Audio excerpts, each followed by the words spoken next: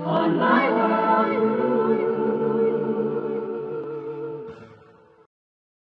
Greetings, ladies and gentlemen. Theo Hikmat here. Friends call me Jason Zelda, singer-songwriter and Bible teacher. And today we're going to be dealing with the untold story of the Jehovah's Witnesses being banned in Russia. It's been about 3 years now since the whole thing went down over there. A lot of videos have been made, a lot of discussions have been done. But one thing that hasn't been done is the full story about what happened over there has not been told. When the news media reported the issue in 2017, the American news media mainly, they only reported one side of the story. Back in 2017, I didn't bother to make a video. A couple of reasons. First of all, I've never been a Jehovah's Witness, so I don't have a dog in the fight. I'm not one of those guys that spend a lot of my time sitting back thinking about what's happening inside the Jehovah's Witness group. It's not me. I got better things to do. But another reason why is because I realize that we live today in an era known as the era of fake news. So you have to be careful what you accept as being legitimate news when it comes across the news waves, mainly in America. The American news media these days have become very political and agenda driven. And if you're not aware of that, you're going to be very, very frustrated with the stuff that you're watching. The news media will make you mad every day with the stuff that they report. Stop and think about it. Do you wake up every day wondering what airplane crashed today?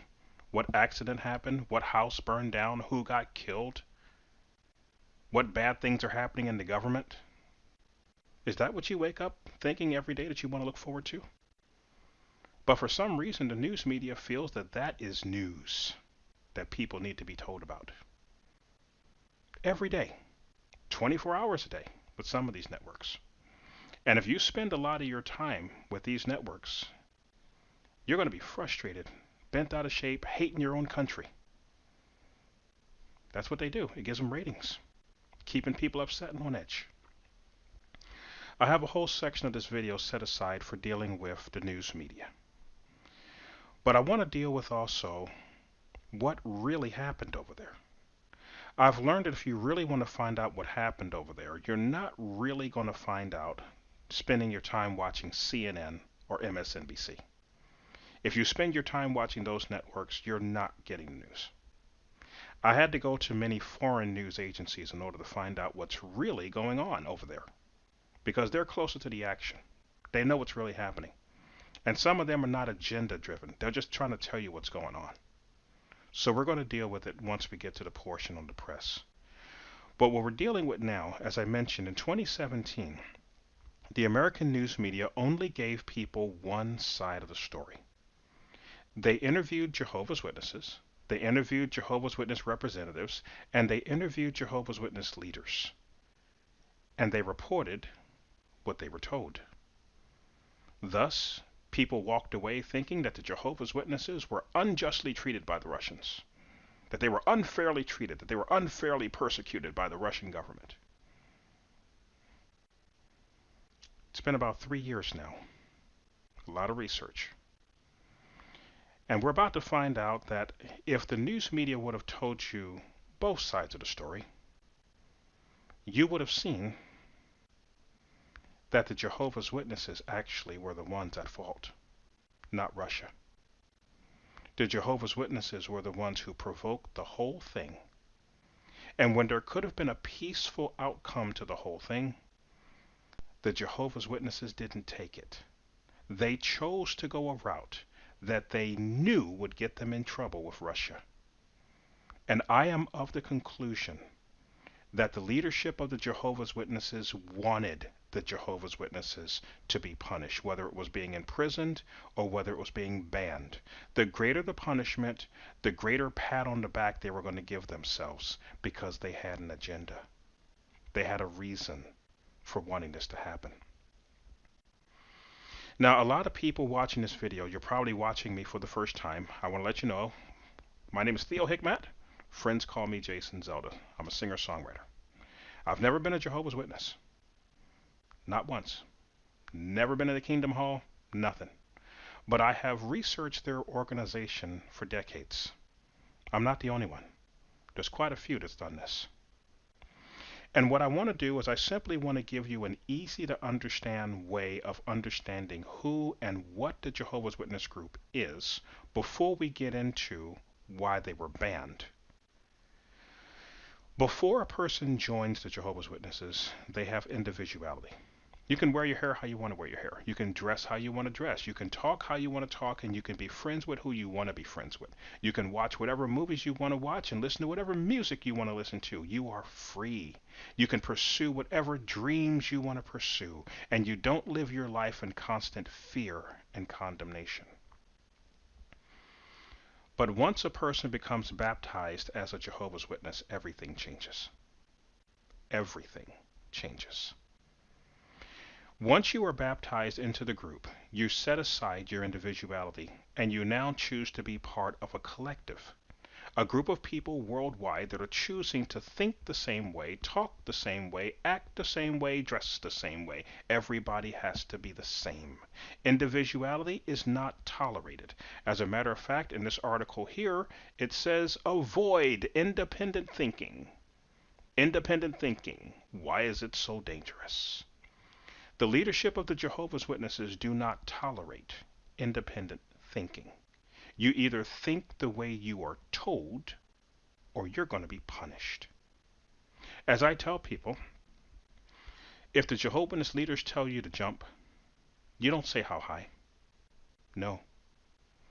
If Jehovah's Witness leaders tell you to jump, your feet better be leaving the floor consistently until they tell you to stop.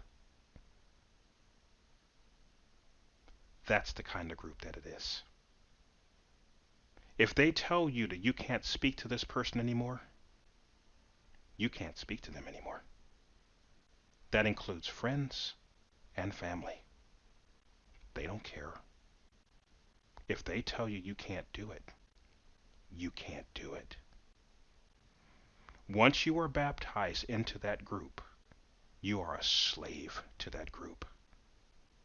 They don't tell you that at the door.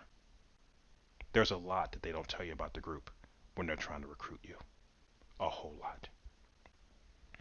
There is a dark side to this group that the outside world knows nothing about. The average thing the average outsider knows is that these Jehovah's Witnesses go door to door with magazines. That's all they know. But there is a dark, dark side to that group. The Jehovah's Witnesses were interviewed by the press. What the press didn't know is that the Jehovah's Witnesses have some rules that they live by. This here was one of their rule books, Insight on the Scriptures. They may tell you that this book is discontinued today. That doesn't mean that they stopped living by its rules. Under the letter L, you'll find the word lie, and we'll put it up on the screen for you. It's written like a dictionary. It says here, lie, the opposite of truth. Lying generally involves saying something false to a person who is entitled to know the truth, and doing so with the intent to deceive or injure him or other persons. Take note of the entitled to know the truth part. It goes on to say, while malicious lying is definitely condemned in the Bible, this does not mean that a person is under obligation to divulge truthful information to people who are not entitled to it.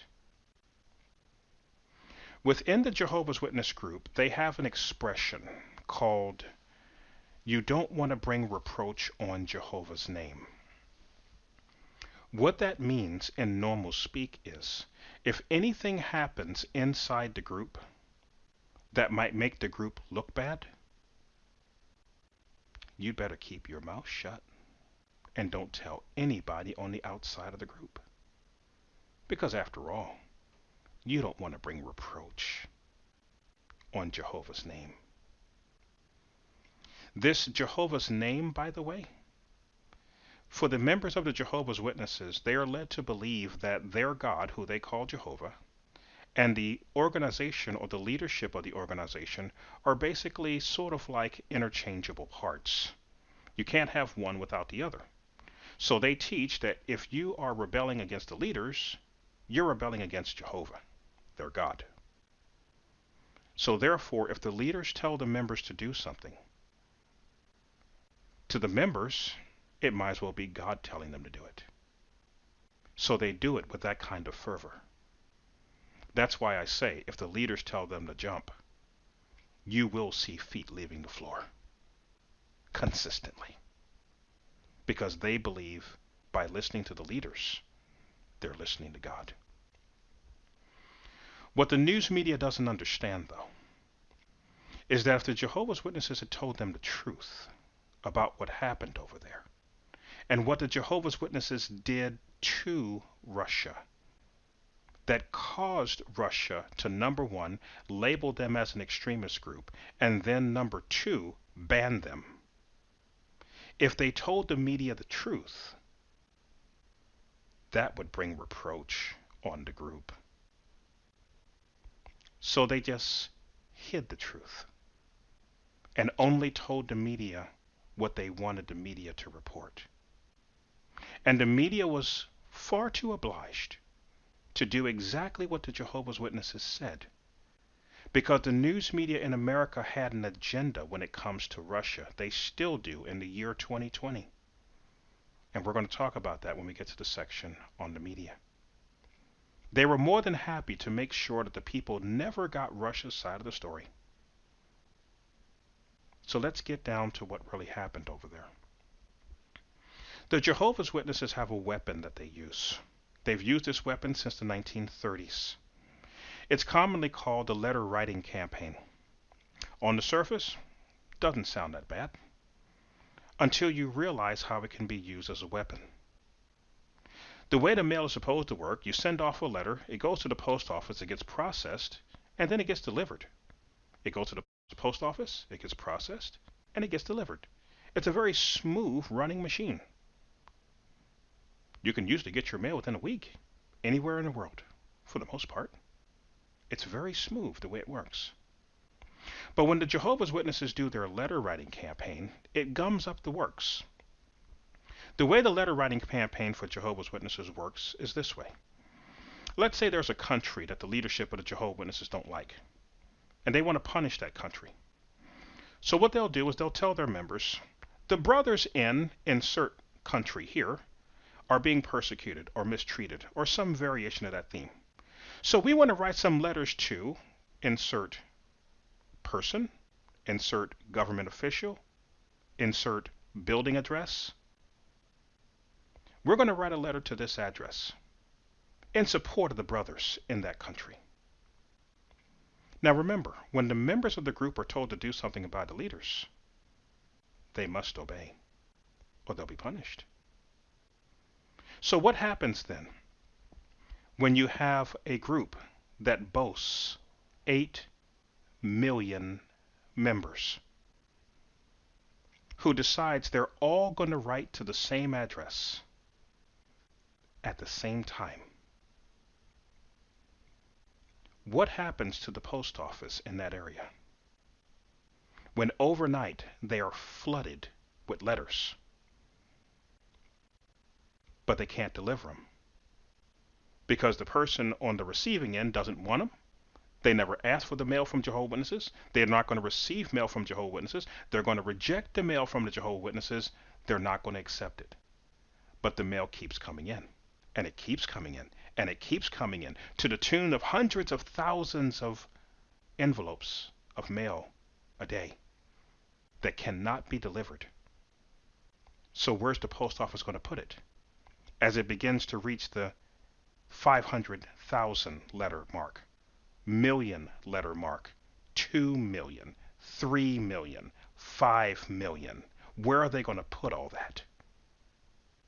The Jehovah's Witness leaders know full well that the average post office can't handle something like that because the mail can't be delivered. So where are they going to put it? It's going to bog everything down and just slow that post office down. The whole infrastructure of the postal system gets screwed up for weeks as they have to go through all these millions of letters to sort out the real mail from the stuff that the Jehovah's Witnesses sent.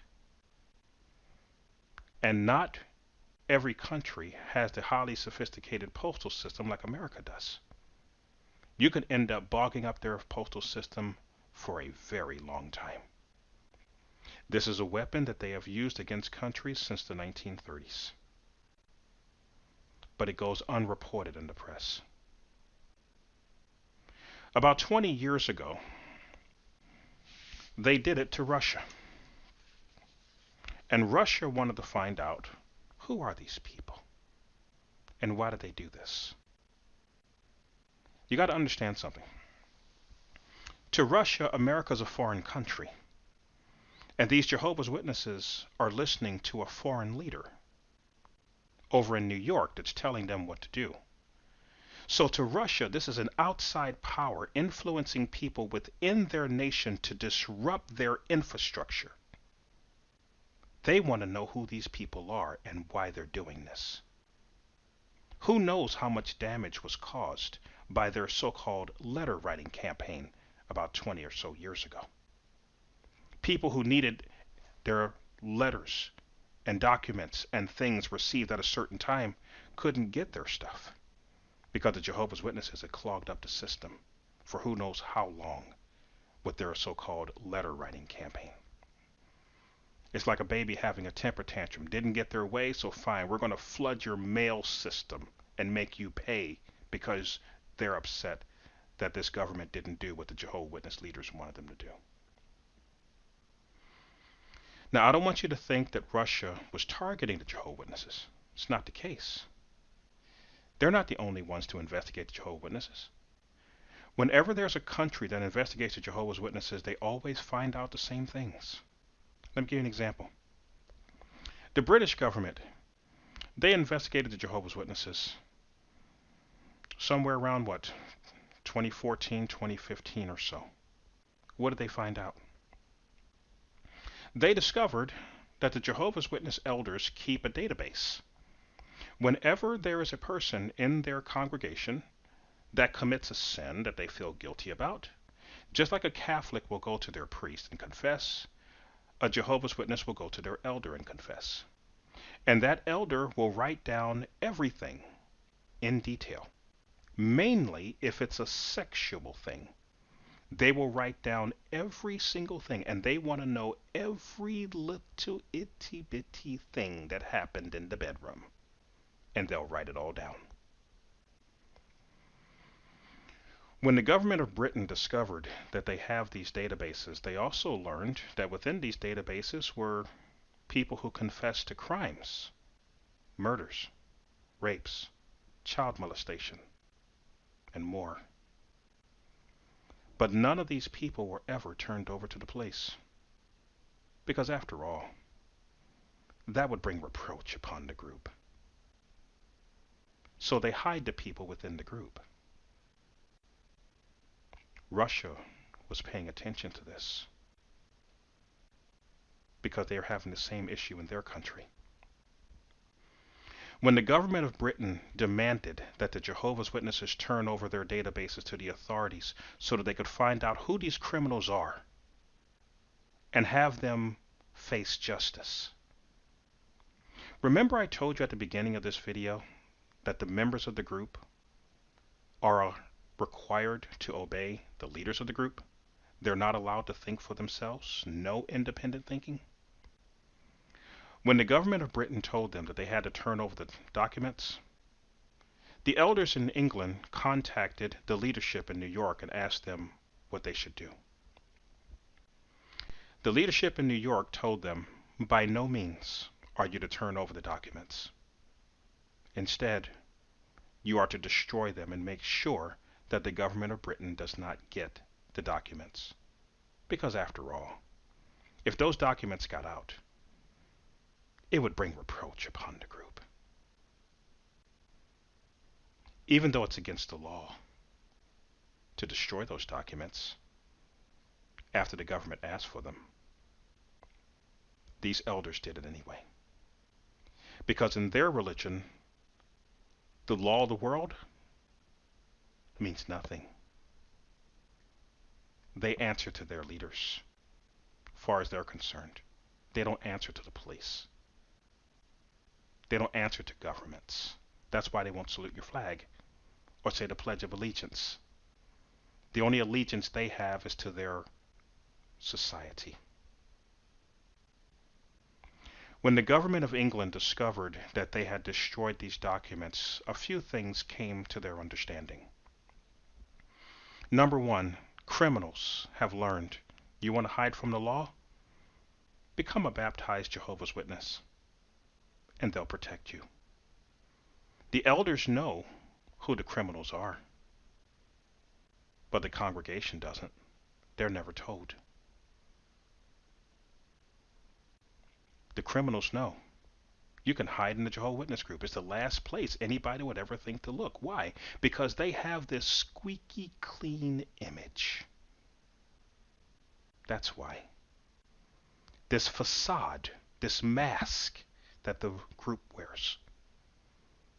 To the outside world, they look like this godly, holy, righteous Christian organization that's only interested in preaching the Bible. But that's just a mask. You get behind the mask, and you discover that this is an iron-fisted, top-down cult that harbors criminals because they're more concerned about their reputation than the safety of their own members. The American news media didn't feel that this story was important enough to talk about, so you didn't hear about it on CNN, or MSNBC, or ABC, or CBS, or NBC. They didn't cover it. You didn't hear it on Fox either. They didn't cover it. But over in England, it's a big scandal. Big scandal. And to prove to you that I'm not making this up, I want to play for you one of the many news programs where they were talking about the Jehovah's Witnesses destroying these documents that the government demanded that they turn over. Just so that you know that I'm not lying. Take a listen. When the New Zealand judge Lowell Goddard was appointed as the chair of the independent inquiry into child sexual abuse last year, she sent a letter to the leaders of 18 religious institutions in the UK, instructing them to preserve any documents or notes that could assist her investigation. There are claims this weekend from lawyers and survivors of abuse that the Jehovah's Witness organisation ordered the destruction of material that would be relevant to the Goddard inquiry. John Viney was a Jehovah's Witness for over 50 years. He also served as an elder, a pastoral leader within the movement, and he believes that what happened in the case of his daughter Karen may be typical of this organisation's response to child sexual abuse allegations within its ranks. She was abused by a Jehovah's Witness elder who also was a relation. This was over 20 years ago, and it has taken the best part of 20 years to get justice for her. And so the abuser at the moment is currently serving 14 years imprisonment. Rather than receiving support from the organisation, John says the elders shunned both him and his family. We received no help from Jehovah's Witnesses. And I think this was perhaps the start of my own downfall within Jehovah's Witnesses, is when I saw what I thought was a loving, supportive organisation, I experienced something completely different from that. I saw people running away, and I saw my daughter and my own family being treated as troublemakers because this thing has been raised. And that's led me really to look at other situations, because I have thought, well, surely, the way we were treated, the way my daughter was treated, is that a one-off? And sadly, I find that that is just not the case. And I even hate to say it, but I would say it, that right now I think Jehovah's Witnesses have an epidemic of child abuse within their midst.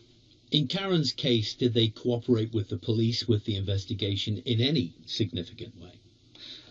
The quick answer is no. I have met up just this week with the investigating officer over another matter, and he reminded me of just how uncooperative they were by saying, first of all, they wouldn't give statements, they would not provide any evidence, they would not give over any documents, or said that they didn't have documents, which it makes the relevance of this Goddard inquiry even more important. If the Jehovah's Witnesses have no documents to provide in cases like John's daughter Karen, where are those documents? Sunday has obtained a copy of an order sent to every Jehovah's Witness congregation in the country. It's called the 2015 Checklist for Audit of Files. But this communication from the headquarters of the movement is more than a checklist. It's an instruction to destroy the kinds of documents the Goddard inquiry is after. Kathleen Hallisey is a senior associate with the law firm AO Advocates. Last year, she represented a victim of sexual abuse in the UK's first ever civil case brought against the Jehovah's Witnesses. The directives come from the US, where the headquarters are located, and that's an audit and a destruction of various types of documents that would have been retained by the elders in the congregation. And therefore, any documents in relation to an allegation of child abuse that would be contained within elders' notes would have been destroyed per the direction of this audit checklist. I think that the documents that the elders in that checklist have been instructed to destroy are, in fact, documents that are highly relevant to the Goddard inquiry and are, in fact, documents that should not have been destroyed. My fear is that it's too late. I've been with the organisation all of my life. I was raised as a third generation Jehovah's Witness, so I didn't really know anything other than that. And then I became an elder at age of 27. In 2002, Ross Blackman left the Jehovah's Witnesses disillusioned by the direction the movement was taking. He's now a minister in the Church of Scotland. But while he was a Jehovah's Witness elder, he served as congregational secretary, and one of his tasks, he says, was to supervise the destruction of notes made by elders taking part in a judicial committee, a kind of congregational court, where serious disciplinary matters, including child abuse allegations, were investigated. A determination would have been come to by the three elders that were involved in the case, and they would have filled in a form. If I recall rightly, I think it was the S77 form. They had numbers for them all. So the S77 form would have been filled in with details on who had been in the committee, who was being disfellowshipped, for example, and a very terse reason for why that might have been. That form would have been sent up to the headquarters for being processed there. And at that stage, any of the notes that had been made, the personal notes that had been made by the elders on that judicial case, would certainly have been destroyed. And a reminder would be given to that effect on a fairly regular basis, either at the elders' meetings or certainly when the travelling overseer, who would come every 6 months, came around, they would be reminding people to destroy these personal notes that they might have made. And ostensibly, the Data Protection Act was invoked with regards to that. That was certainly the reason we were given for that at the time, I seem to recall. But the reality was there was quite a bit of incriminating information within the files. Not only for the person involved, but for the whole congregation. It would have repercussions that would flow through. And the matter was reported to you because you were in a position of responsibility? Yes. Did you take any notes? No, I didn't. Can you help us? I may have done at the time, I'm sorry, but... you may have done? I may have. But where are they now? They would have been destroyed. Why? We don't like to have any notes outside of what's kept on file in the congregation. Why don't you like to have notes of a serious allegation? There are brief notes kept in the file, but all other notes are destroyed. Why is that? I guess it's because we don't want them to fall into the wrong hands of other people to find them and they go through them. What are the wrong hands? Well, we don't want our wives knowing what our stuff, what sort of things we're dealing with. We don't want other people in the congregation coming across that information. So you want to keep it secret to the elders, is that what it amounts to?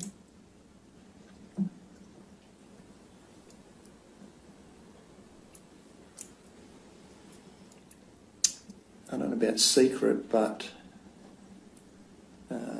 we want to try and limit the amount of people that have to have a look at that information, yes. And why is it that you want to limit the people who will have access to the information? Just to protect them, I guess. We don't... Protect who? Protect the person that's involved in it and the rest of the congregation so that they don't have to know these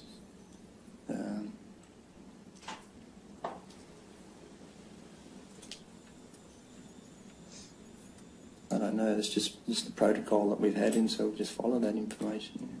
And would you do the same thing today if someone came and reported to you a serious allegation of sexual assault?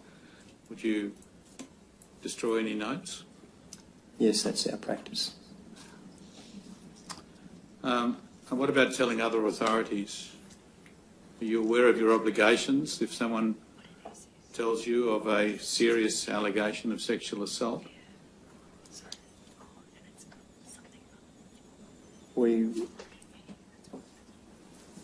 If we have any hesitation, we contact the branch for advice on how we should proceed legally and scripturally. We don't attend, or we don't report it to the police. I think we encourage them to do that, but we give them the assistance to do that if they need that. How do you encourage people to report to the police?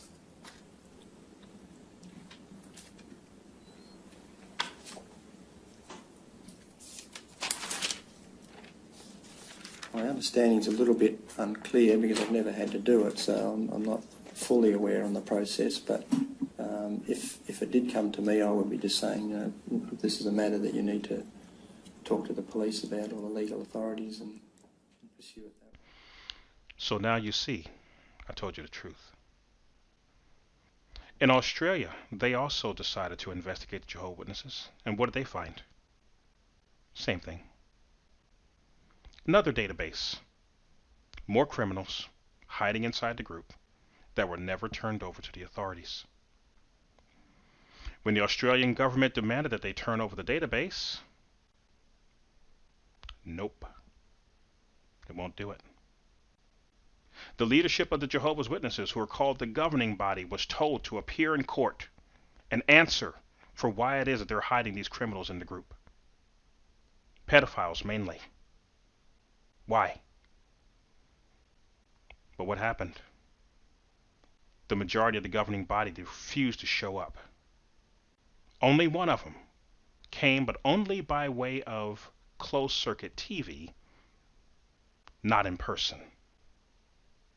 And he had his lawyer sitting next to him as he's talking.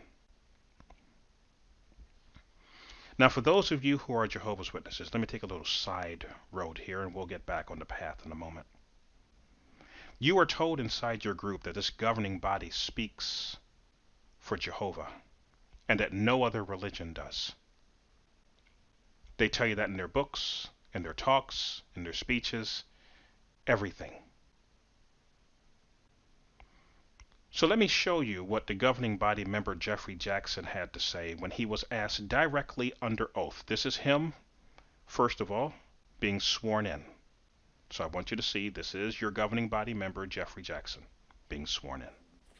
Yes, you have leave. Thank you. Mr. Jackson, you need to be sworn. Yes, Your Honour. Do you have a Bible there?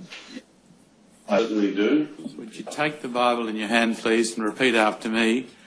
I swear by Almighty God I swear by Almighty God that the evidence I shall give in this Royal Commission that the evidence I shall give in this Royal Commission shall be the truth, shall be the truth, the whole truth, the whole truth, and nothing but the truth. and nothing but the truth. Yes, thank you. Take a seat again, please. Thank you. Yes, Mr. Stewart. As Your Honour pleases. Mr. Jackson, will you state your full names and your work address, please? Yes, my name is Jeffrey William Jackson, and I work at 25 Columbia Heights, but the mailing address is 124 Columbia Heights, Brooklyn, New York. Mr. Jackson, I understand you were born in Queensland, Australia in 1955, is that right? That is correct. And you were baptized as a Jehovah's Witness in Queensland in 1968. That is correct. So we've seen him sworn in. He's going to be asked two questions right from the very start. I want you to listen very closely to the questions and listen very closely to the answers that he gives. Take a listen. Now, does the governing body, or do the members of the governing body, do you see yourselves as modern-day disciples, the modern-day equivalent of Jesus' disciples? We certainly hope to follow Jesus and be his disciples. And do you see yourselves as Jehovah God's spokespeople on earth? That, I think, would seem to be quite presumptuous to say that we are the only spokesperson that God is using. The scriptures clearly show that someone can act in harmony with God's Spirit in giving comfort and help in the congregation. So as you saw, when asked directly, does the governing body speak for Jehovah? He did not say yes. He did not say yes. Because he knows that they don't speak for God. And he's under oath. He knows if he lies in court, he's going to be in big trouble. Now, other elders were brought in as well to testify. Let's get down to the bottom line of this. We want to know why Russia labeled the Jehovah's Witnesses as an extremist group. Let's get down to it. In this court case, it was known as the Australian Royal Commission on Child Sexual Abuse. I believe that is the proper name of it. An elder was brought in and he was asked, if a member of your congregation committed murder, would you turn him over to the authorities? Now, I want you to understand the question behind the question. When it comes to crimes, murder is the top. You can't do more than murder somebody. What this lawyer is getting at is he wants to know where the line is drawn. He already knows that they refuse to turn over pedophiles. That was already on their record. That's why they're having this commission in the first place. They wanted to know where the line was drawn. Is there anybody in the spectrum of crimes that they would turn over? Murder is the highest of the ladder. So he's going to ask this man, this elder of Jehovah's Witnesses. And remember, the elders only do what they're told by the leaders. So when you hear his answer, understand that this is coming from the top. Listen closely to his answer. We'll do everything we can to support it.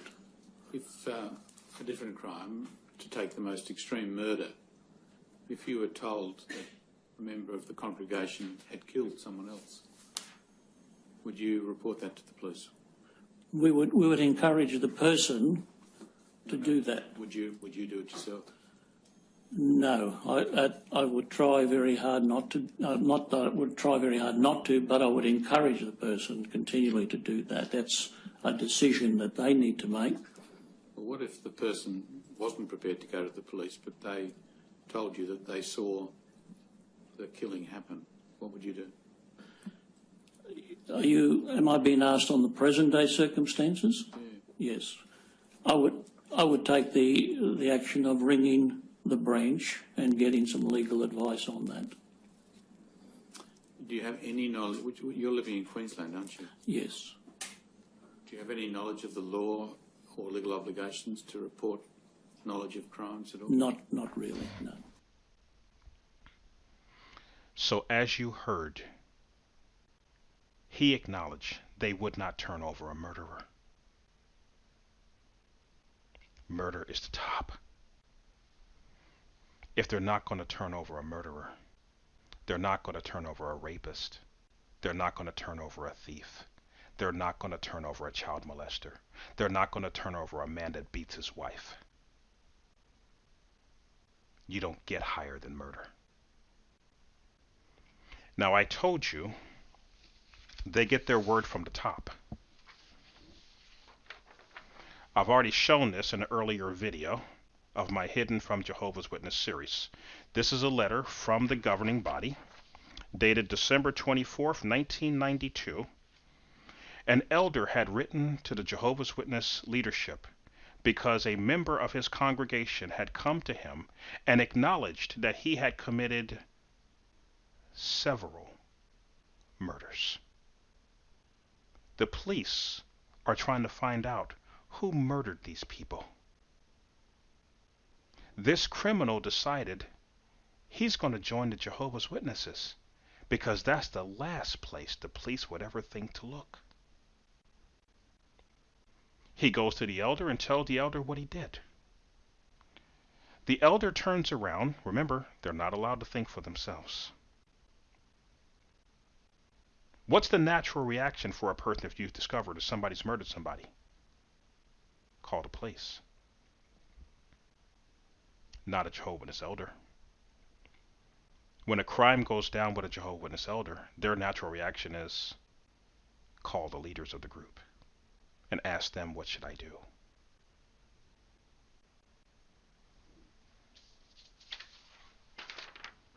Let's see what the leaders had to say when this man wrote to them, saying that a man in his congregation has acknowledged that he's committed several murders. The police are looking for him. Should I turn him over to the police? Put it on the screen, please. It says, Dear brothers, we received your letter of December 17th in which you inquire about handling a situation involving a brother who has been guilty of serious violations of the law in the past. You explained that you have received information indicating that this brother committed several murders and crimes before his baptism. You asked if Florida law obligates some action on our part. Florida law enforcement authorities have no knowledge of this matter. As elders, you have no obligation to reveal information of this type to the authorities. Any information that has been obtained while fulfilling your duty as elders is strictly confidential. What he does about paying his debt to society is largely up to him and his conscience. Since he is apparently a fugitive from the law, he obviously should not qualify for any special privileges of service in the congregation. You state that you have one report of his smoking marijuana with his co-workers, which may have been after his baptism. We assume that this is the reason that you feel the need to meet with him. Not killing somebody or multiple somebodies, but you decide to blunt up. Now you're going to have a meeting with him. Something's upside down here. Something's really upside down here. I'm not going to bother reading the rest of this. I think it says enough. You have under oath testimony where a Jehovah's Witness elder has just said he's not going to turn over a murderer, and you have a letter from the leadership saying don't turn over a mass murderer. A confessed mass murderer. Oh, by the way, it says several murders and other crimes. What other crime? What usually goes with murder? There's robbery, there's rape, there's a lot of stuff that goes with murder, where you want to silence the person after you do your deed. But if you blunt up, though, hey, you get called to the office.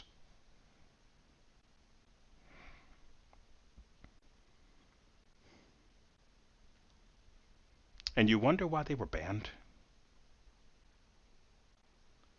You see, Russia, I'm a nickel and dimer, guys. I'm nobody. And I can figure this out. The smart people over there, you can be assured, they figured it out. As a matter of fact, I'm going to show you something later. For those of you who made videos being against the ban, I want you to know something. I think you broke the heart of these investigators. You didn't mean to.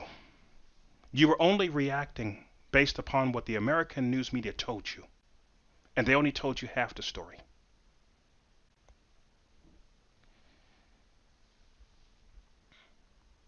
What we have here is real simple, guys. Let me just cut right to the bottom line. The Russian government investigated the Jehovah's Witnesses for about 10 years. 10 years. The news media didn't report this. I'm about to get angry. I'm trying to chill. But I'm just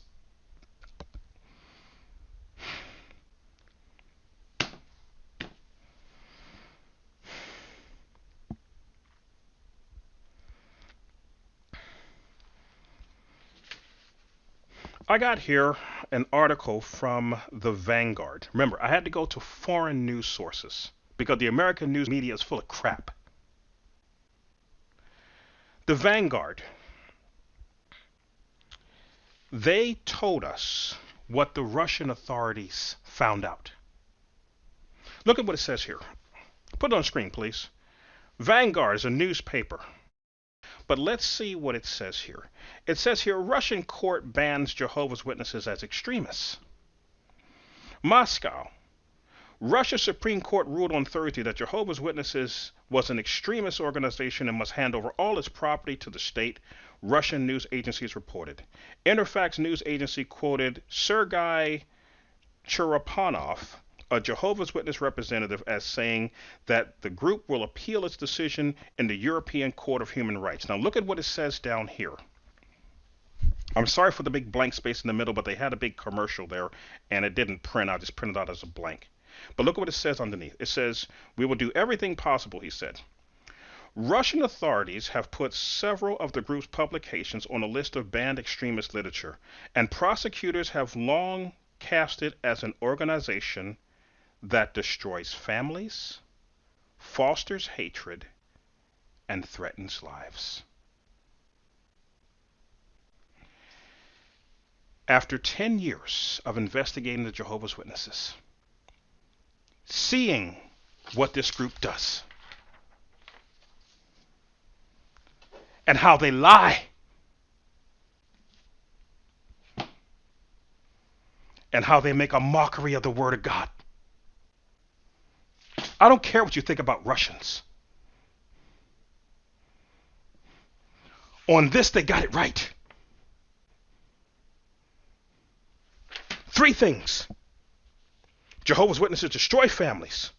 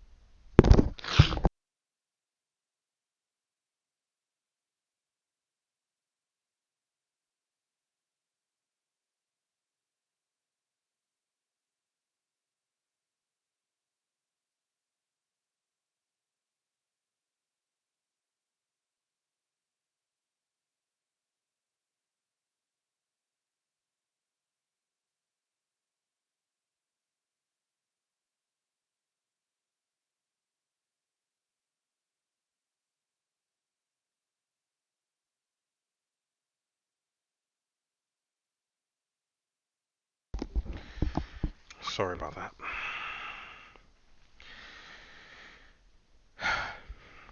They destroy families. All the phone calls that I've gotten from people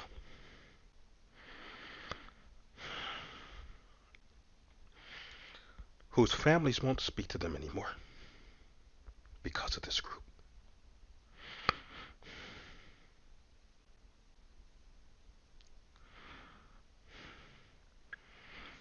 Russia got it right. They hit the nail on the head, boys. They got it right. They got it right, man. They got it right. It took them 10 years. They destroy families. They foster hatred. How much more hateful can you be than to be in a religion that tells you paradise is coming? Paradise is coming. Any day now, paradise is coming. But before you get your paradise, every man, woman, boy, and girl, and child who is not a member of your group has to die. Welcome to paradise. That's their Armageddon teaching, folks.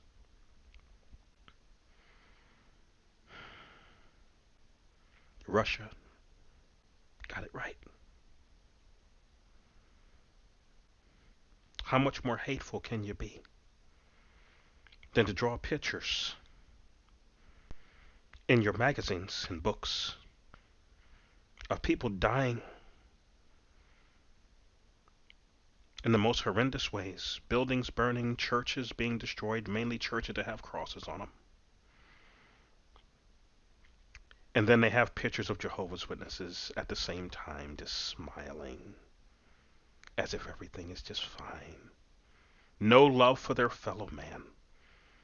As cold as an ice ball in Antarctica toward their fellow man. And they try to convince you that their religion is loving, caring.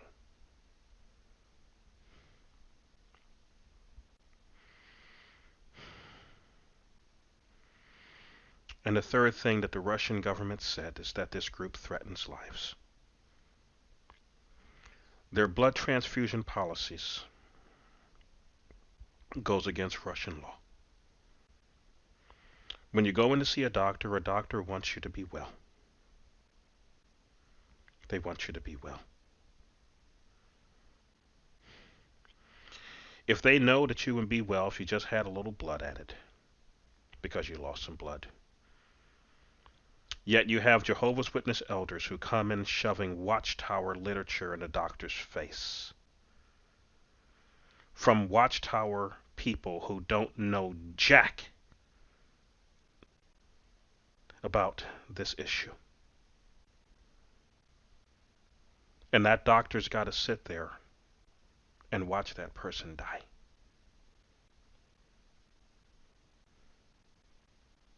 And then that elder goes back and pats himself on the back. That person stood faithful to the end.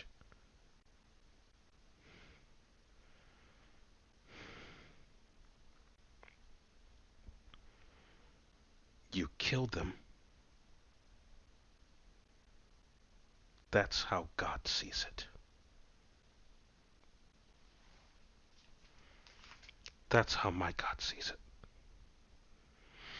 Because my King James Bible says, no greater love does one have for his brother than to lay down his life. And the Bible tells us the life is in the blood. And for this organization to twist the Bible, to lead a person to think that they're better off to God dead than alive. Be not deceived. God is not mocked. And you will answer to him. Period. The Russian government labeled Jehovah's Witnesses as an extremist group based upon these three things. They destroy families, they foster hatred, and they threaten lives. And the American news media, because of their agendas and their politics, they didn't tell you.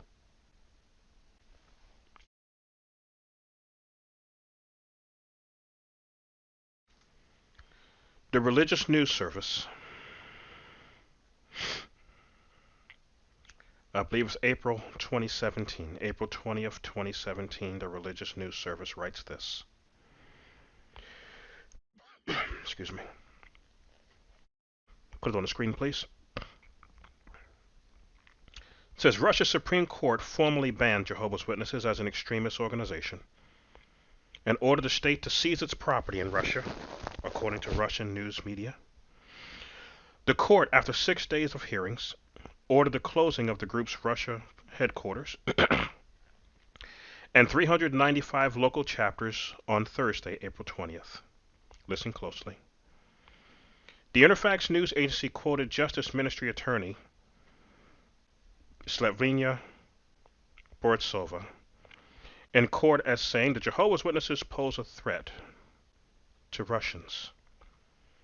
They pose a threat to the rights of the citizens, public order, and public security,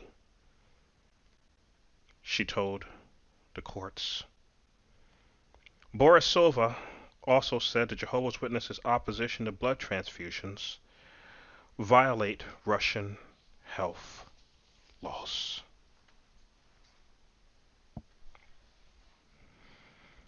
That's why they were labeled as an extremist group. Had nothing to do with going door to door. It had everything to do with their secrets being exposed.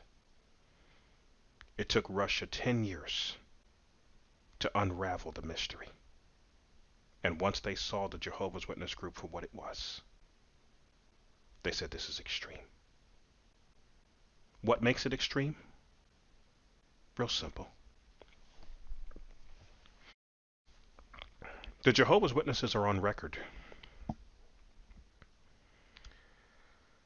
admitting they will not turn over a murderer, a child molester, or any other person that's a criminal that's in their group. Video number 20 of my Hidden from Jehovah's Witness series. I even talk about their more than 50-year practice of kidnapping the elementary school-age children of single-parent ex-JWs. The video's on YouTube for anybody to watch. If I could figure out they're doing this, Russia did too. They will snatch that child right from their elementary school, probably when they step off the bus or when they leave school to head home. Because that child, when that child was a Jehovah's Witness, was told, you obey these elders, you never question these elders, you never challenge these elders. So if an elder walks up to that child when he leaves that school and says, come get in the car, what's that kid going to do? He's been told to obey, be loyal, but obey, be loyal. And he goes and he gets into that car. And that parent never sees that kid again. That kid will be taken across the border to another country and raised by a Jehovah's Witness family, many of which may be paid by the Watchtower Bible and Tract Society. That's why you can't find the kid. He's in another country, or she's in another country. And the elders, they'll lie and claim they have no knowledge of where the kid is, because they're told that there are those who are not entitled to know the truth. And they feel if you leave the group, you're no longer entitled to know anything about your own children if they decide to take them. So what makes the Jehovah's Witnesses dangerous? When you understand that they're harboring these criminals inside the group, what are they known for?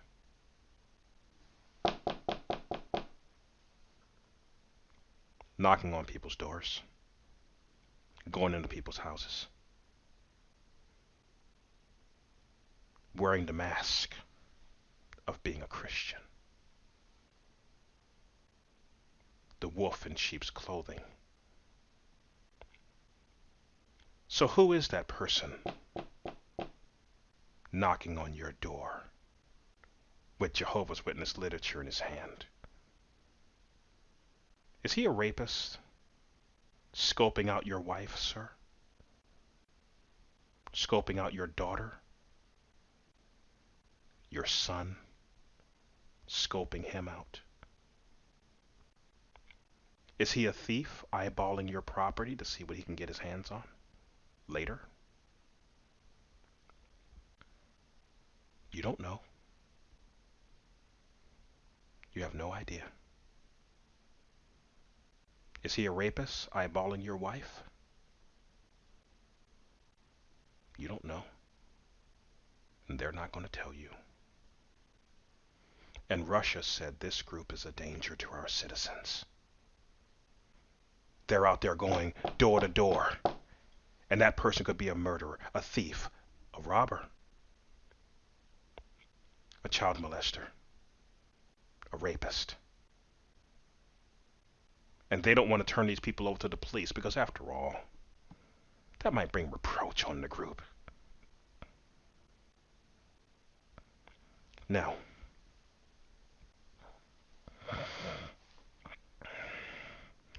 the information is handed over to the courts for the court to decide what to do. Now, if you knew that the courts are going to be ruling on your case in a few weeks, would you put your best foot forward? Wouldn't you want to show the courts and the government you don't mean anybody any harm? You don't mean any trouble to anybody. But wouldn't you want to just present to everybody that you're no threat? Or would you threaten the court? Would you try to intimidate the court? Would you go and get in their face and do a double bicep flex? Would you try to do something to manipulate the court? Well, what did the Jehovah's Witnesses do? The courts were scheduled to rule on the Jehovah's Witnesses case in April 2017. So I went right to the Jehovah's Witnesses' own website, and I wanted to see.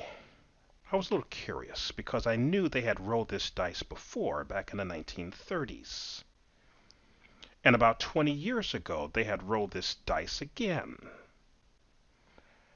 I wanted to know, what did the Jehovah's Witness leaders do leading up to the court making their final decision? This is right from the Jehovah's Witnesses' own website.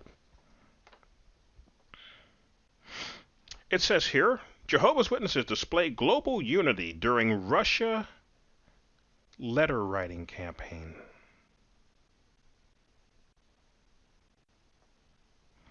On Tuesday, March 21st, 2017, the governing body of Jehovah's Witnesses invited the Worldwide Brotherhood to write letters of appeal to the governmental authorities at the highest level who were threatening to ban our activities throughout the Russian Federation.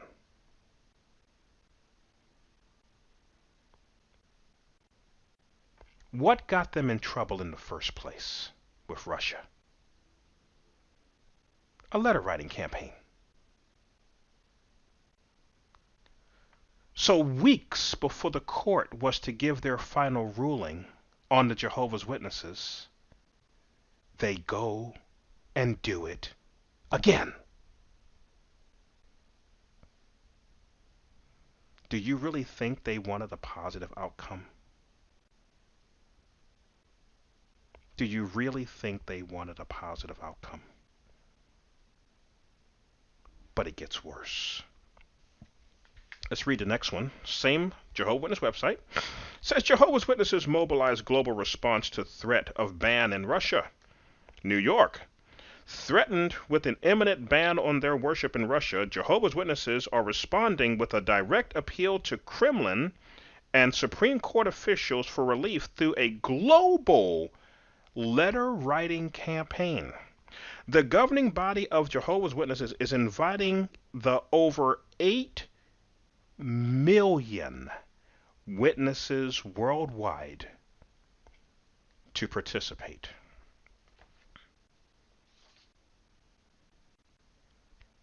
they're going to slam the Russian post office again.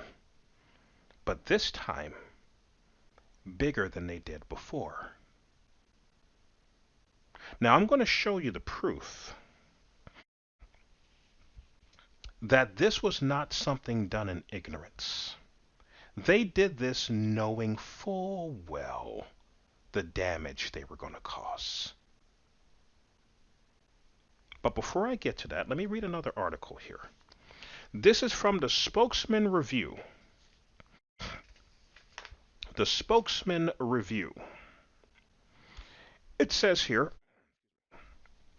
Spokane area Jehovah's Witnesses are mailing letters to Russian government officials, including Vladimir Putin. Wait a minute. So they're going to have 8 million people write to Vladimir Putin and clog up his post office too? And they expect the court is going to rule in their favor after doing that, right? Right? Look at what it says here. It says, this is not the first time we've engaged in letter writing campaigns, says Doug Hardy, a spokesman for the Spokane area witnesses. This is their weapon. Oh, it's not the first time we've done it. We've done this many times. And they're proud of it. Look at the next highlighted section here. It says the church asked the more than 8 million witnesses around the world to mail letters to various leaders in the Russian government protesting the declaration. According to the Jehovah's Witness website, the church undertook a similar global letter writing campaign 20 years ago, also aimed at Russian government officials. The Russian Supreme Court is expected to rule the claim April 5th, according to a Jehovah's Witness news release. The church is asking that all letters be sent by Saturday.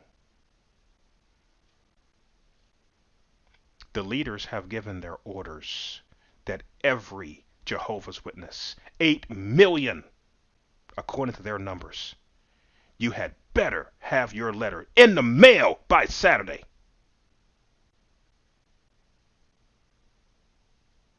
Why? So that all of those letters hit Russia at once and shut down their system.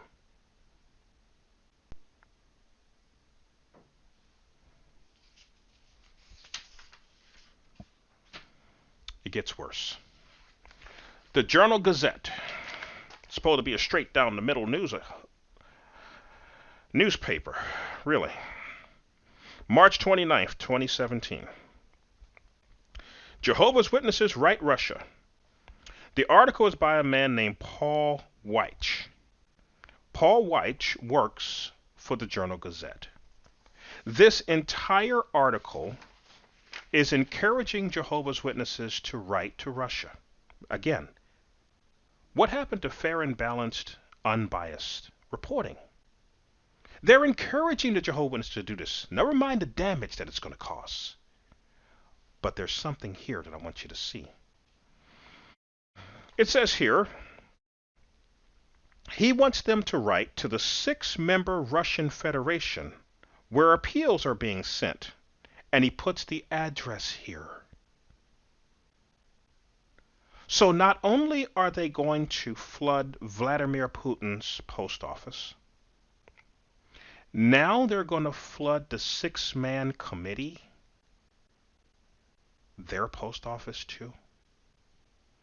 You don't think these men have important documents that come through the mail that they have to get on a timely basis? What do you think happened to their postal system when it was slammed by 8 million Jehovah's Witnesses who had to have their letters in by Saturday, according to the leaders?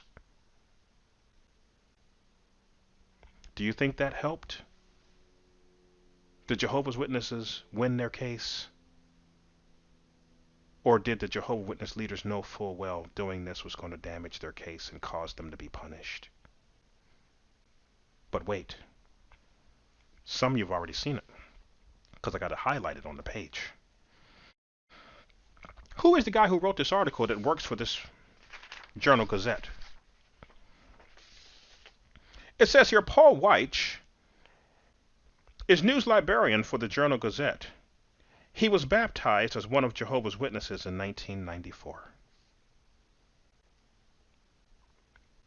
The Jehovah's Witnesses leadership have planted their people in the press to make sure that their side of the story gets out and Russia's side doesn't. Oh, you don't understand, Jason. We have nothing to do with this world. We're not of this world. We have nothing to do with this system of things. Yeah, sure you don't. You're just planting your people in the press so that your side of the story can get out.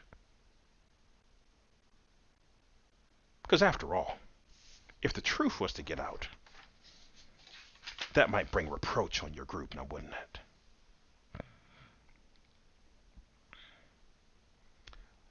But it still gets worse. Because it wasn't just 8 million letters, folks.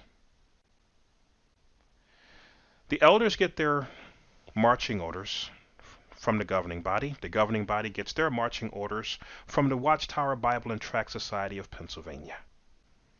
So the elder is now giving the Jehovah's Witnesses marching orders. And I want you to understand that when he's giving this talk or this speech, the letter writing campaign is already underway. You're going to hear him talking. It was a secretly recorded speech that he was giving. He didn't know he was being recorded. You're going to hear him talking in the present tense. And I want you to hear him tell the members. Remember, the members are not allowed to think on their own when it comes to religious matters. They must be told by the leaders what to do. Remember? So he's now telling the members, this is what you're going to do. I want you to hear him tell these members exactly what they're going to do, how they're going to do it, the amount of damage that they expect to happen. Yes, they know that by doing this, it's going to have a negative impact on Russia. They know that there's not going to be enough room for all the junk mail that's about to come from the Jehovah's Witnesses. And they did this on purpose, knowing that the courts were about to rule on their case in just a few weeks. That's why they wanted to get those letters in there right now, because they wanted to hit the court right around the time that they were going to give the decision. Because in doing so, they would know the court is not going to rule in their favor. And when the court doesn't rule in their favor, no problem. They've got their people in the press that will make sure that only the Jehovah's Witnesses side of the story gets out, and Russia's side doesn't get out. And they'll walk away from this whole thing being labeled as an unjustly persecuted religious group. All they have to do is hide from the public what they did to Russia. And the news media helped them do it. Take a listen to what this elder had to say. Do you think the authorities will take notice? Well, since I had nothing else to do with my life, I thought I'd make a spreadsheet. That's what you do. Have you stopped to think what we're asking here? There's a normal envelope. Just think how many envelopes we're talking about. You know, a ream of paper, it's 5 centimeters thick, 500 sheets of paper. You have to fold that in 3 to fit it in an envelope. That you can't get it any smaller than 3 times that. So that's 15 centimeters. 500 envelopes, you can't squash that down to anything less than 10 centimeters. So it's 10 plus 15, 25 centimeters for 500 envelopes. That's a bit bigger than that. That's about that big, 25 centimeters. If you stack 500 envelopes, that's about that high. If you stack 1 million envelopes, do you know how high that is? 500 meters. Sky Tower is 220 meters. So it's like double the Sky Tower. That's just 1 million letters. If 1 million witnesses wrote 6 letters, That's 6 times that. So now we're looking at 3,000 metres. 13, more than 13 sky towers. Imagine looking up 13 sky towers. That's you stack these letters up. Okay. Now, if half the witnesses in the world, 4 million, wrote 6 letters, and I reckon it's going to be more than that because everyone's doing it. 4 million times 6, 24 million letters. That stacks up 12,000 metres. Mount Everest is 8,800. So it's way above Mount Everest. That's the volume now. Of course, they're not going to go in like that. But that weighs 216 tonnes. For our African brothers, an African elephant is 7 tonnes. 31 elephants. 31 elephants is 24 million letters. The space to store 24 million letters, 3,078,000 cubic metres. Do you know how much you can fit on a cargo plane? The biggest cargo plane, the big 747s, the large 747 cargo planes, 850 cubic metres. So that means 24 million letters. Do you know how many planes are going to fly into Moscow? 3,621 planes just full of letters. You think that they're going to notice? 31 elephants, 3,000 planes, all landing in Moscow. Do you know in 2013, the Russian Postal Service crashed because they had an influx of some mail. There's no way they're going to cope with this. The whole world's not going to cope. There isn't 3,600 planes, and that's only if half the witnesses write the 6 letters. And there could be double that, couldn't it? Just as something else I was trying to work out. What do you think, brothers? This hall here, 20 metres across max, wouldn't it? Maximum 20 metres by, say, 60 by 3. I reckon at most you've got 3,600 cubic metres maximum, isn't it? I'm just trying to estimate it here. To store those 24 million letters, you'd need 855 kingdom halls. 855 of these to store that letter. Where are they going to do that? In Russia? Or even all the ports around the world? So that's why we're going to see a lot more, and that's why you notice that letter said, to draw international attention. This is the whole world has to deal with these millions and millions of letters. You may have heard a few little things happening, and locally there's been experiences. I was talking to my sister today in Australia, in their local post office. They were asking what's going on when they found out what it's about. Some of they said, in fact, when my nephew-in-law, he went in later today, and they were all excited about it. They said, some of the staff want to write letters too. Another sister my brother was talking about down their way in Gold Coast, the person behind the counter said, well, what's this all for? Why is everyone sending it to Russia? She explained it. When she heard it, okay, and there's a queue of people, and then they said it's going to cost this much. A man behind her stepped forward and said, I'd like to pay for what he'd overheard. He said, I'd like to pay. So isn't that nice? And I'm sure there's many others. Has anyone here had any experience? And Yes, when I went up to the counter, the person said the same, what's going on? And an old lady beside me said, are you writing to President Putin? And I said, yes. And she said, I wrote to the Queen, but the Queen wrote back to me. And I said, well, I'm not expecting President Putin to write back to me because he's going to be getting a lot of letters. Yeah, that's right. Sister, please. I went to the post shop, and the 2 ladies before me had asked the same question. They wanted postage for the mail, and she said everybody's coming out. We're running out of stamps, so there's a lot. Yep, brother. We sent out our letters on Friday, and it was because the mail system in Kaikoura is a little bit sort of up and down. Never know what time it's going at. I actually flagged them down the middle of Kaikoura Street, jumped out and stuck them in his van. Oh, good on you. So we're going to hear all sorts of exciting things, brother. Come. just make sure that you don't get stamps that got Merry Christmas on it. we noticed it after the fact. But, yeah. Well, if it's this time of year, they're running out of stamps then. There's also one of the post offices, when the brothers and sisters went in, and they saw them with the stack, and they just said, Russia, how many stamps? 6, 12, 18? They had it all there, and they actually had it on the counter, and they said, just take what you want and bring it to us. So everybody knows. So lots of people, the world is going to know about this. This is a massive thing. As we were saying, we've hacked Russia with no technology. So we've crashed their system. Trump's going to love us. So brothers and sisters, if you haven't had a chance yet, there's still time. Please enjoy it. It's a wonderful opportunity. It's a lovely thing as a family that we can all sit down and do. It's a nice thing, isn't it? That as we grow up, a few of us have said, we remember our parents riding to Malawi.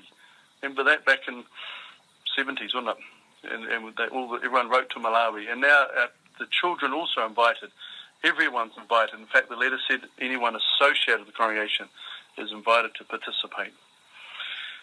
Let's conclude with our song for tonight.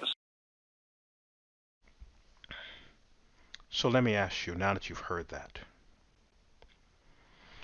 these letters here said that they were to write letters to the Russian government, to the Kremlin, to Vladimir Putin, and to the six-man panel.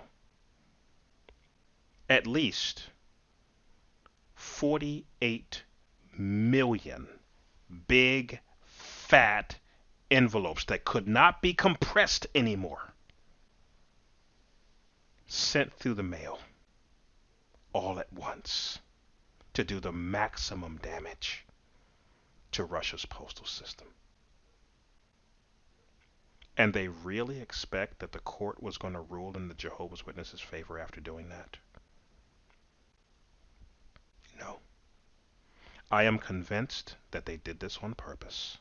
They knew full well that if they did this, the courts would rule against them. And that's what they wanted. Why? Because in 2017, the #1 story about the Jehovah's Witnesses was that they were covering up pedophiles in their group. Murderers, thieves, rapists. But today,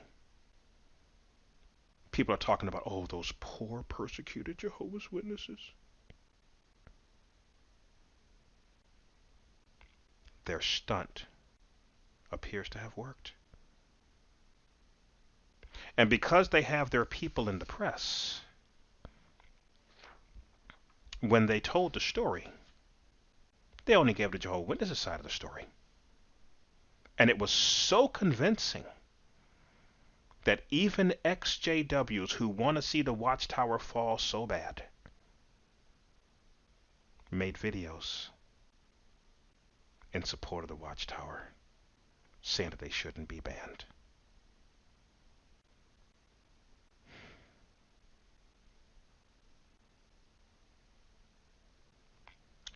That's a pretty clever move when you can get your enemies to join hands with you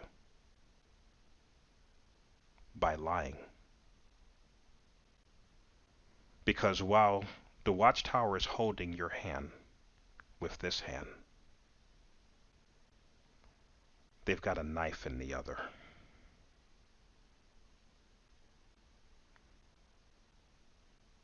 And it's aimed at you. And you don't even know it. Never side with the Watchtower on anything. You can't trust them.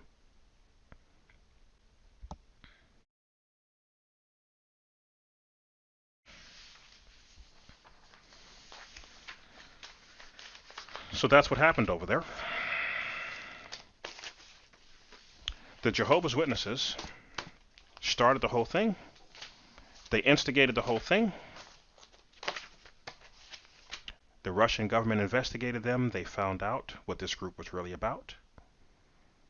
Once they found out what the group was really about, they discovered that this is not this good, clean, squeaky clean, holy, righteous group that it claims to be.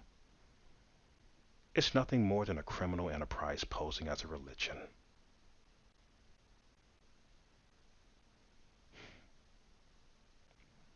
They called it extreme. And the Jehovah's Witness leader didn't like the idea of being called extreme.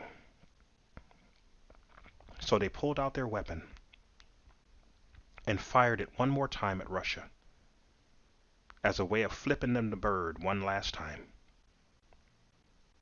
Because they knew they had their people in the press that was going to spin the story their way. And the Jehovah's Witnesses, after doing all their dirt, was able to walk away and now wear the label of being a persecuted religious group, looking for protected status as a persecuted religious group, where they can roam the world freely and nobody will be able to say anything against them because they'll classify it as a persecuted religious group. That's what they're aiming for. They couldn't have gotten away with this without the help from the press. So why is it that the press refused to give Russia's side? The American press, I'm meaning. As you see here, I had to go to foreign sources to find out what's really going on. The American news media is political, and it is agenda driven. Now, what I'm going to say is not going to appeal to some people. I'm just telling you what I've learned, and you can look into this as well. The news networks, the newspapers, the magazines, television news, and cable news. Are you aware that more than 90% of all of these are controlled by people of the same political party? CNN is owned by a Democrat. ABC News is owned by Disney at this time, and Disney is owned by Democrats. NBC News is owned by Comcast at this time. Comcast is owned by Democrats. CBS is owned by Viacom. Viacom is owned by Democrats. MSNBC is owned by Democrats. So is Apple. Fox News, on the other hand, is not owned by Democrats, but part of the Fox empire was sold to Disney. And Disney is owned by Democrats. The New York Times is owned by Democrats. The Washington Post is owned by Democrats. Bloomberg is owned by Democrats. Slate is owned by Democrats. Are you seeing a pattern? Time Magazine is owned by Democrats. Newsweek is owned by Democrats. The newspapers, the magazines, television news, cable news. I'm not trying to be political. You can look these things up for yourself, folks. You want to know why the news is reported the way it's reported? You basically have one political party over it. They're only going to give you one side. Now, one of the most powerful Democrats today is Hillary. Don't be fooled, folks. She may be behind the scenes, but she can pull strings. Now, when Hillary doesn't like you, she will label you as something. I want you to listen to this interview. There's two Democrat women she's talking about. Two Democrat women, not Republican, Democrat women she's talking about. I want you to hear what she calls them in this interview. Take a listen. Clinton surprised a lot of people during a podcast interview where she gave this ominous forecast about the 2020 presidential election. Take a listen. I'm not making any predictions, but I think they've got their eye on somebody who's currently in the Democratic primary and are grooming her to be the third-party candidate. She's the favorite of the Russians. They have a bunch of, sites and bots and other ways of supporting her so far. And that's assuming Jill Stein will give it up, which she might not, because she's also a Russian asset. Oh, So most people say she's clearly talking about candidate Tulsi Gabbard, and some other candidates are defending Tulsi getting called out. So as you see, if Hillary doesn't like you and you're a politician, she will label you as a Russian agent, a Russian asset, working for Vladimir Putin, etc. That's how she rolls. The news media, being majority Democrat, they just repeat what she says. She has a lot of power. So in 2017, when the Jehovah's Witnesses were about to be banned in Russia, who was Hillary's enemy in 2017? April 2017. Donald Trump. And what was the news media claiming about Donald Trump in April 2017? That he was a Russian agent, a Russian asset, working for the Russians, working for Vladimir Putin. Where do you think they got that from now? And since these networks are all controlled by one political party, it didn't matter what station you turned on. CNN, MSNBC, ABC, NBC, CBS, New York Times, didn't matter. They were all saying the same thing, repeating what she said.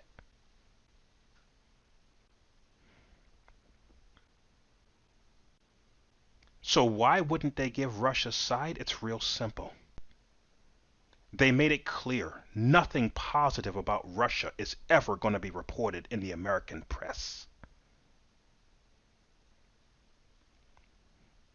Russia is the badge that they stamp you with as a Democrat if they don't like you. So they have to keep Russia negative, negative, negative all the time. That way when they stamp somebody with it, they're hoping that the people will react in a negative way toward that person. So they were not going to say anything positive about Russia. Even Barack Obama was asked, can a foreign country rig an American election? Take a listen to what he had to say about that. I have never seen in my lifetime or in modern political history any presidential candidate trying to discredit the elections and the election process before votes have even taken place. It's unprecedented. It happens to be based on no facts. Every expert, regardless of political party, regardless of ideology, conservative or liberal, who has ever examined these issues in a serious way will tell you that instances of significant voter fraud are not to be found, that, keep in mind, elections are run by state and local officials, which means that there are places like Florida, for example, where you've got a Republican governor who's a Republican appointees are going to be running and monitoring a whole bunch of these election sites. The notion that somehow if Mr. Trump loses Florida, it's because of those people that you have to watch out for, that is both irresponsible and, by the way, doesn't really show the kind of leadership and toughness that you'd want out of a president. You start whining before the game's even over. If whenever things are going badly for you and you lose, you start blaming somebody else, then you don't have what it takes to be in this job. But the larger point that I want to emphasize here is that there is no serious person out there who would suggest somehow that you could even rig America's elections, in part because they're so decentralized and the numbers of votes involved. There's no evidence that that has happened in the past or that there are instances in which that will happen this time. And so I'd advise Mr. Trump to stop whining and go try to make his case to get votes. Repeatedly now, Donald Trump has said that this election will be rigged against him. Can you promise the American people that this election will be conducted in a fair way? It is, I don't even really know where to start on answering this question. Of course the elections will not be rigged. What does that mean? The federal government doesn't run the election process. States and cities and communities all across the country, they're the ones who set up the voting systems and the voting booths. And if Mr. Trump is suggesting that there is a conspiracy theory that is being propagated across the country, including in places like Texas, where typically it's not Democrats who are in charge of voting booths, that's ridiculous. That doesn't make any sense, and I don't think anybody would take that seriously. But this will be an election like every other election. So if you want to understand why the news media did not give you Russia's side of the story, you just heard Barack Obama say it's impossible for a foreign country to rig an American election. But when the Democrat candidate lost, what did they do? They claimed that the election was rigged. And they were not going to allow any positive information about Russia to go forward. That's why they didn't give you Russia's side. And if they would have told the story the way I just told you, letting you know it wasn't an issue of Russia attacking the Jehovah's Witnesses, it was an issue of the Jehovah's Witnesses attacking Russia, and Russia had to respond to what the Jehovah's Witnesses were doing. When Russia found out that Jehovah's Witnesses were hiding these criminals within their group, they couldn't just sit there and do nothing about it. And when they realized that whenever the Jehovah's Witnesses don't get their way, they're going to flood your postal system, screw up your infrastructure for weeks on end. How many times are they supposed to sit back and let the Jehovah's Witnesses do this? They've already shown that they'll do it again and again and again.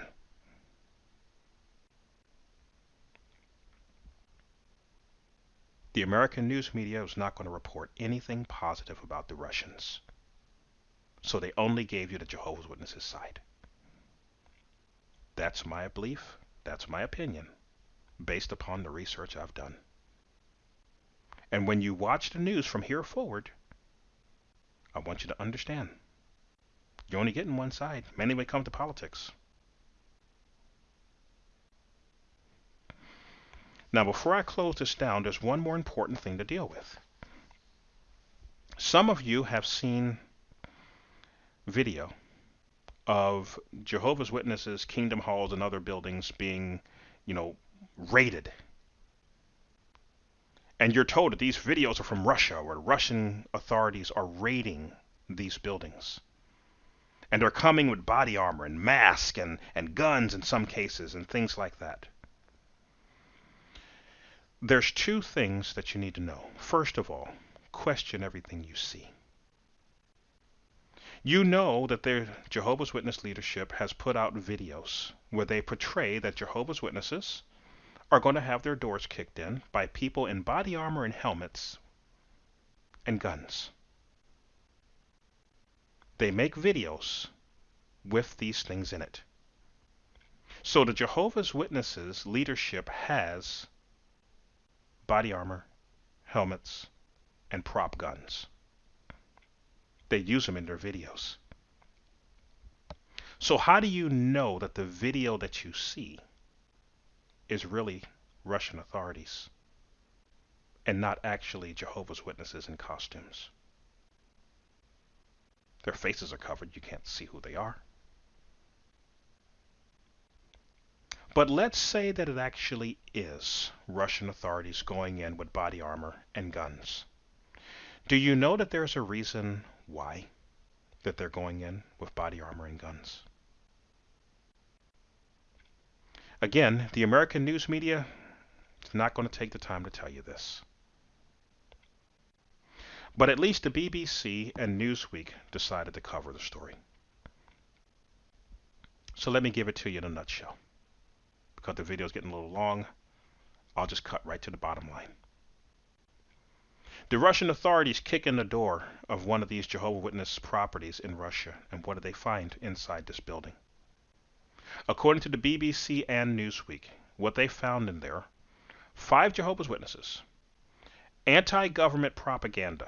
So they know the people who are here, they hate the government because they have anti-government propaganda with them.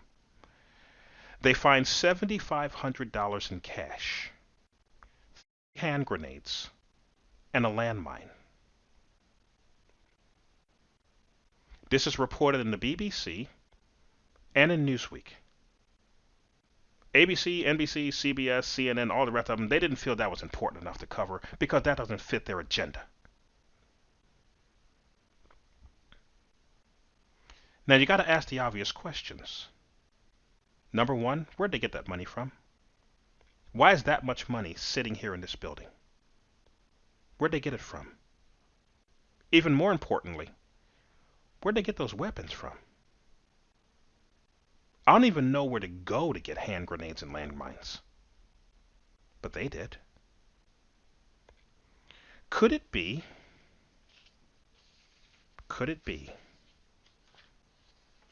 that just as the Jehovah's Witnesses have their people planted in the press, they've been hyping up this Armageddon, Armageddon, Armageddon, Armageddon for so long? Could it be that they have some of their people in the military funneling off weapons to their members?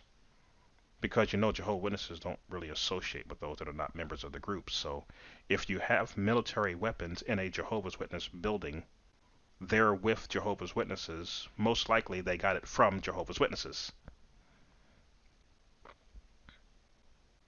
Could they have their people in the military funneling them weapons? Because after all, they're told Armageddon's right around the corner. They're told in their videos that these people in body armor and helmets and guns are going to be kicking in your door, and you better be ready. It's going to happen any day now. Could it be that some of these people actually take that nightmare doomsday scenario seriously?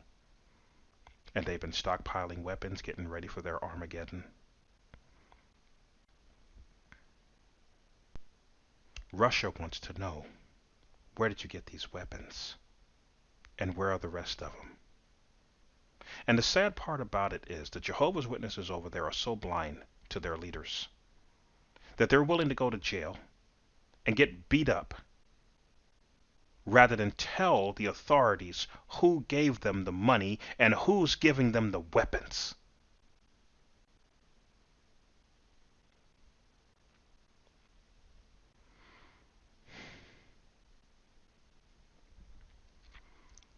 So the next time you hear about Jehovah's Witnesses getting beat up over there by authorities, I want you to understand something. What if it was you? What if you were the head of a state, a government, and within your country is a group of people? They don't salute your flag, they don't say the pledge, they don't do nothing for your country, the country they live in, unless, of course, it can be used for public relations, where they can say, well, that country over there, we did this and we did that. And aren't we great people? I mean, look at us. Look at the stuff we did over there. But if it's not something they can pat themselves on the back for, they ain't doing it. But they will attack that country from within. They've already demonstrated it more than once. And all they have to do is get the word from their leaders and they activate. And then you discover they're stockpiling money and weapons too. What would you do? What would you do? Just let them continue to be a free religion, doing whatever they want to do, when you know that the end result of their religion is their Armageddon, where everybody dies but them?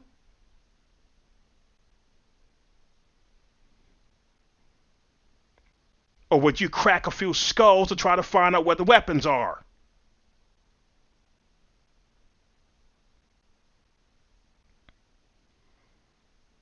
My heart breaks for these people. They're so blind that they can't see. They're so blind to these leaders, they can't see. There's so much devotion to these leaders. So, all I can do is pray. I don't have a dog in the fight here. I put together this video in order to help people out and inform you guys as to what really happened over there based upon the research I've done. I want to let you know, I'm glad I'm not in that group. And if you come out of the group, I salute you. You were able to break the mold. But it came at a price, didn't it? Some of you lost your families, you lost your friends. I want you to know, I'm still here. Yeah, it breaks my heart to hear the stories some people tell me. I've reached out to so many people. I try. I'm nobody, man, I'm telling you. But I try to help where I can. There are people who get on my case. Oh, you got a donation page on your YouTube. You're doing this for the money. Let me tell you something, man. Let me tell you something. I realize that the leadership of the Jehovah's Witnesses, all they have to do is say the word. And a Jehovah's Witness will put a bullet in my head and not even think twice about it. Yet I stick my neck out for people I don't even know, who's part of a religion I've never been in. And if somebody want to throw me a couple of shekels and say, hey man, I appreciate what you do, what's it to you? What's it to you?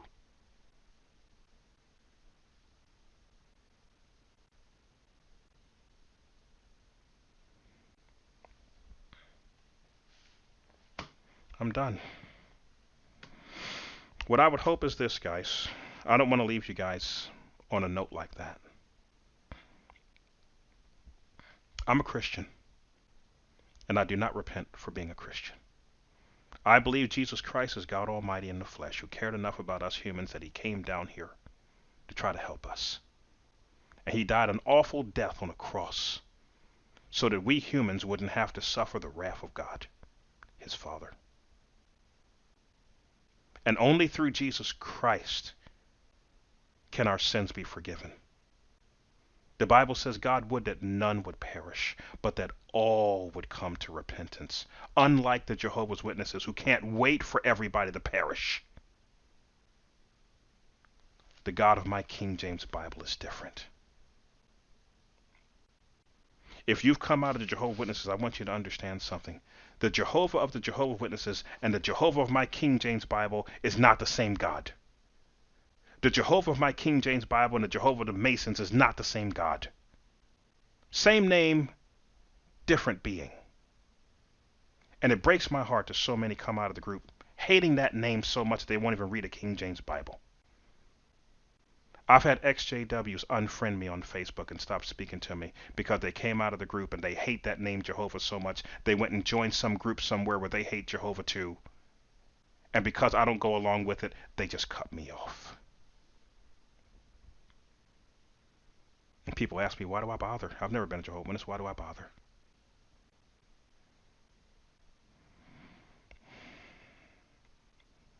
I care. I hope it shows.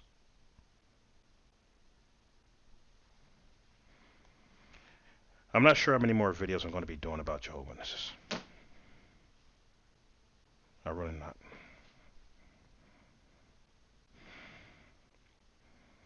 I'm going to go back and play some video games and write some songs. I hope this video have been of help to some people out there. And as for me, I'll see you guys down the road. Good night, everybody.